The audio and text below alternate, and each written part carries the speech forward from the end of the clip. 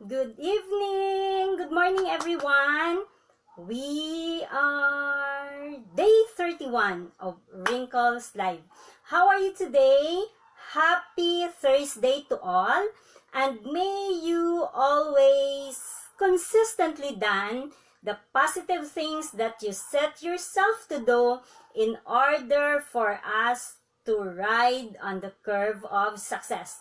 I am ERMS, an income diversification strategist, and my mission is making people live better. Yesterday, we begin with the first secret of extreme happiness, which is happy people create their destiny by using our power to choose our future. And part 1 of it, we've learned to not focus on our disability but on our possibilities, which is so big. So today, on the second part, some first secret is about not aiming for zero. So we will read on the part 2. Hi, Mila Rose. Good evening. So, Dan Baker gives a mathematical explanation why focusing on our problems doesn't work. Imagine that because of your problem, you're a negative 10. In trying to fix your problem, you're trying to move back to 0. From my experience, this is slow. Fixing problem is tiring. Perhaps after a few months, you'd be able to rise from negative 10 to a negative 8. And then, after a few months, you'll be able to inch your way to a negative 7 and so on. Hi, Mary Jane. Good morning. Good evening. Here's a better way. Don't focus on your problem. Focus on your dream. When you do, you'll leapfrog from a negative 10 to a positive 10. You bypass 0. Why? Because dreams excite. Big dreams attract more energy, more attention, and more resources. As props for my talk, as Boss Sanchez said, I asked my staff to get me a bunch of old newspaper and divide them into 2 files. Based on their headlines, I asked them to separate them into good news and bad news piles. You can guess the outcome. I got a really tall pile of bad news and an almost non-existing file of good news because media sells bad news. We've been trained to focus on our bad news. Oh, alam nyo ba yon? So of course, alam natin lahat yon. A few weeks ago, I gave a seminar to 200 store managers of a clothing company. I told them to stop reading the newspaper, figuratively, because all they read about as negative, the financial crisis, companies closing down. Hi, Tito Mars, good evening, and people losing their jobs.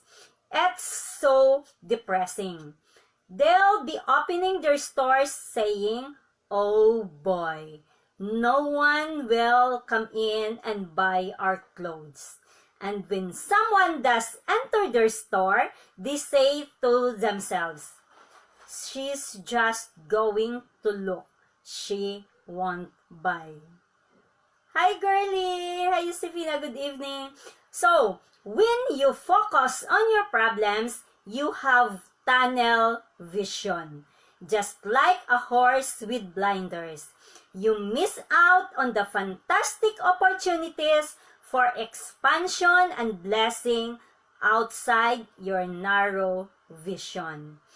Here's a business tip for entrepreneurs.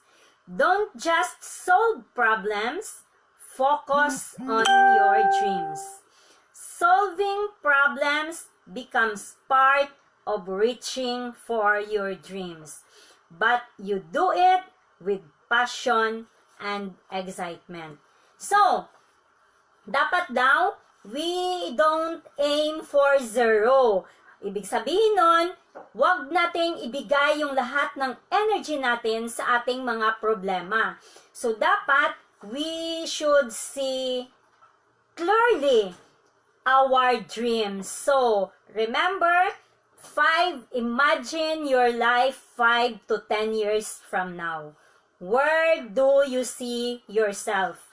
It is still in the same location, in the same kind of life, grinding day to day, or you are seeing yourself traveling around the world. So, kasi pag in-focus daw, sabi ni Bo, pag nag-focus daw tayo sa ating dreams, we would be excited to wake up every day and to do the things that we need to do, small things, small works at a time. But, di ba, dun sa Slight Edge for the past 3 weeks, I think that we've been talking about the book of Slight Edge, is all we need to do is do it small steps every day. Simple, yet sure. So, dapat small things every day kasi kung meron kang ginawa ngayong 1% today, 1% tomorrow, 1% every day, that is 365 for the next 365 days or for a year. So, don't aim for zero. So, alam natin yon, leapfrog from negative 10 to positive 10 by focusing on our dreams. Hi Grace, hi Miss DB, good evening. Thank you for being here. Now, reach your dreams with passion and excitement. So, kung hindi ka na-excite sa dreams mo, kailangan mo na yung palitan na mag-excite sa you every day. Now, I am excited to share with you our global business opportunities in a Zoom meeting wherein my friend from the US, one of the top leader, will be the one to share his journey on how he changed his life for the better. So, open ka ba na alamin ito? Just be with us this coming Saturday, March 16 at 9 p.m. Just go to my profile, send me a message, and I will send you the link in order for you to join us. Thank you all. Thank you for being here with me in day 31 of the Wrinkles Live.